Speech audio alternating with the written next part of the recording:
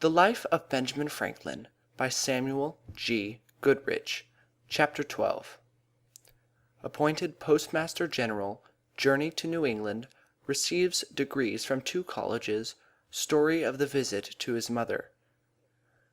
Having been some time employed by the Postmaster General of America in regulating the several offices and bringing the offices to account, upon his death, in 1753, Franklin was appointed jointly with another gentleman to succeed him.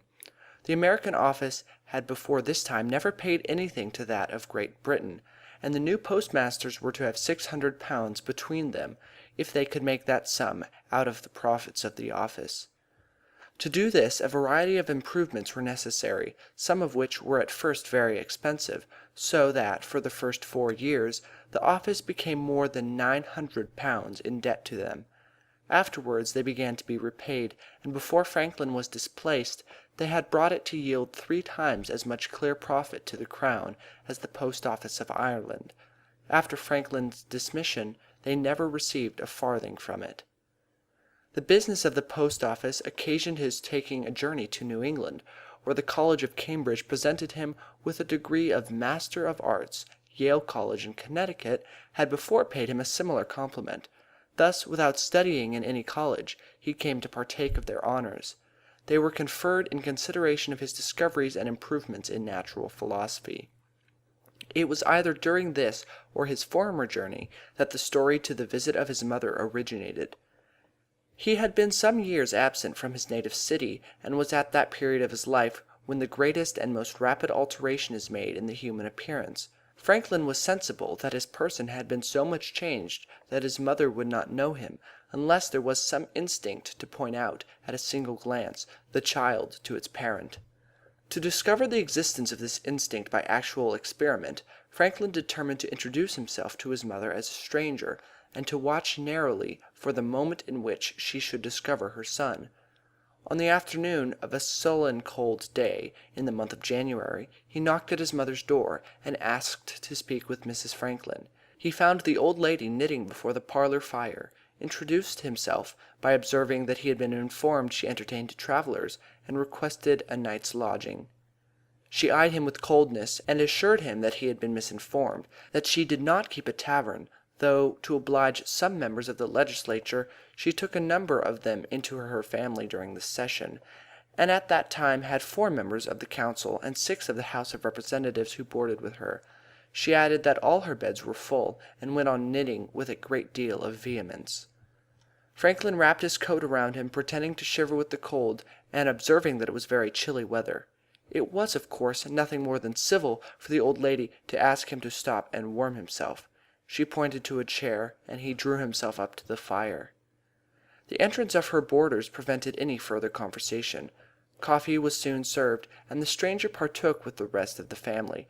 To the coffee, according to the custom of the times, succeeded a plate of apples, pipes, and a paper of tobacco. A pleasant circle of smokers was then formed about the fire.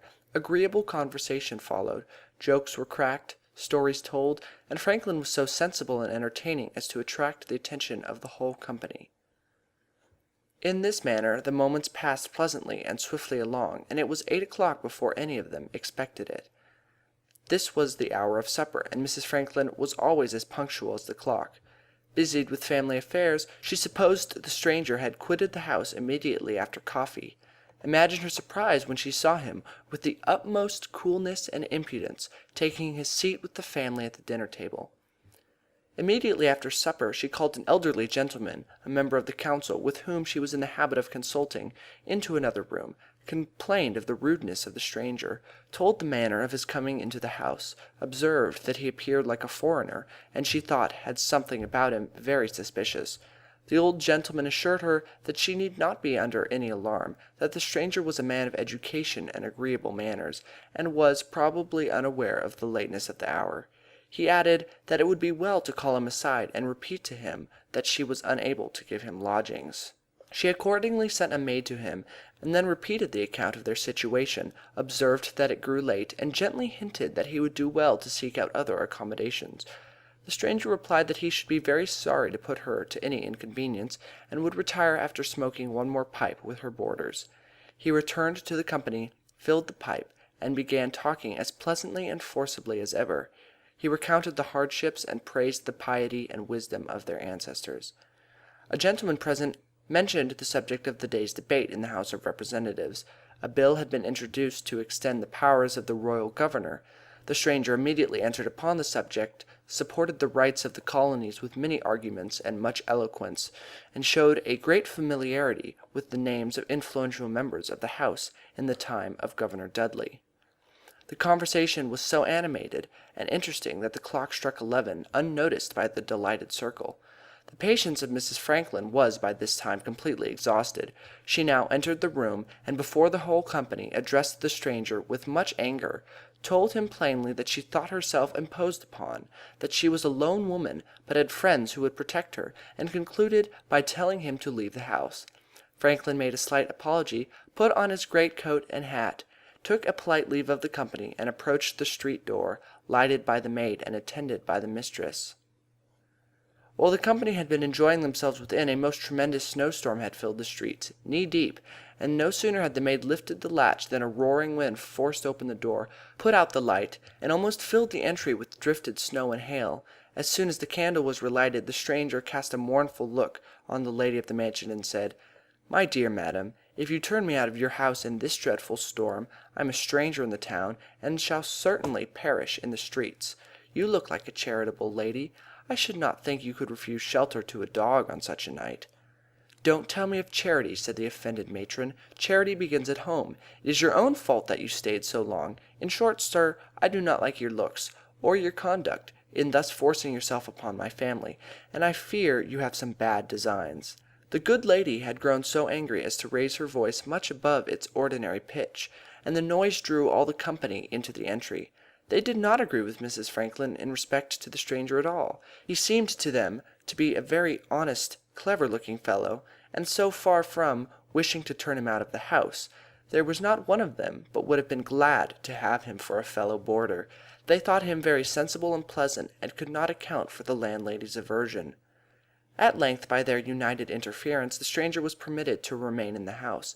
There was no bed, or part of a bed, unoccupied, and he was obliged to sleep all night in an easy-chair before the parlor fire. Although her boarders appeared to have perfect confidence in his honesty, it was not so with Mrs. Franklin. She very carefully collected her silver spoons, pepper-box, and porringer from her closet, and, after securing the parlor door by sticking a fork over the latch, carried them to her chamber. She charged the negro man to sleep with his clothes on, to take the great cleaver to bed with him, and to wake up and seize the vagrant at the first noise he made in plundering the house. The good lady then retired to bed with her maid, whom she compelled to sleep in the same room. After a very restless night, Mrs. Franklin rose before the sun. She called her domestics, proceeded with them in a body to unfasten the parlor door. To her great astonishment, she found her guest quietly sleeping in his chair. She now began to feel sorry for her suspicions. Waking him with a cheerful good morning, she inquired how he had rested, and invited him to partake of her breakfast, which was always served before that of the boarders. "Pray, sir," said the old lady, as they were sipping their chocolate at the breakfast table, "as you appear to be a stranger here, to what distant country do you belong?"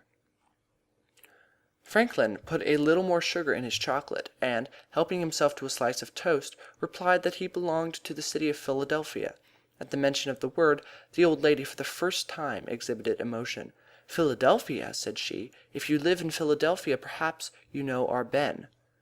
"Who, madam?" replied Franklin, in the same cool and undisturbed manner that he had put on ever since he entered the house. "Why, Ben Franklin," said the mother. "My Ben! Oh, he is the dearest child that ever blessed a mother." "What," said the stranger, "is Ben Frankler, the printer, your son?"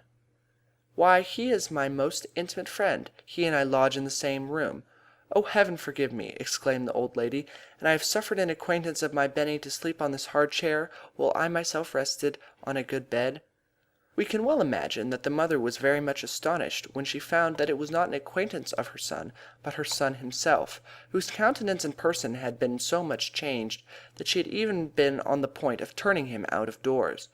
She was delighted to embrace him once more before she died, and was quite pleased that the member of the council had found him so agreeable a fellow as to insist that he should remain all night in the house. End of chapter 12.